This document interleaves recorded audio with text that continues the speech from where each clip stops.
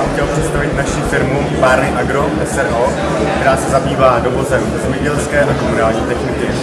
Přijeli jsme na výstaviště do Lysé nad Labem s střikovými a podstřikovačema a s novozrozenýma traktorem Ursus.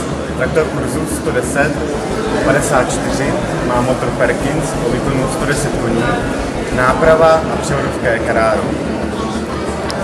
Tento traktor je stavený na jednoduchosti a spolehlivosti. Když nás chcete dozvědět víc, můžete se podívat na webové stránky www.parny-agro.cz.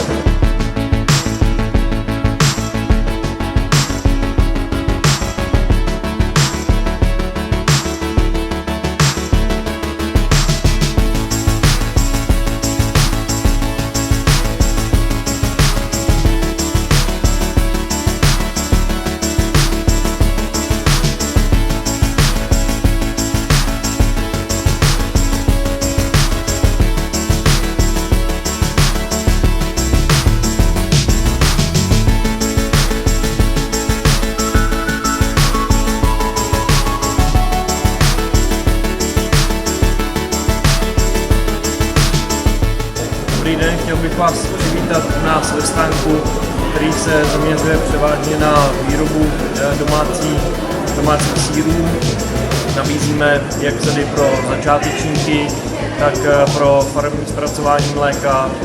Máme zde formičky na výrobu sýrů, teploměry syřidla, chlorid vápenatý, různé druhy kultur od světových výrobců. Máme zde ostatní vybavení, včetně dřevěných forem na výrobu oštěpků, varenic, másla, literaturu, doplňků pro další výrobu sýrů a následně provádíme i poradenství, kurzy výroby sýrů a budeme se těšit, když nás navštívíte, případně se podíváte na naše internetové stránky www.topských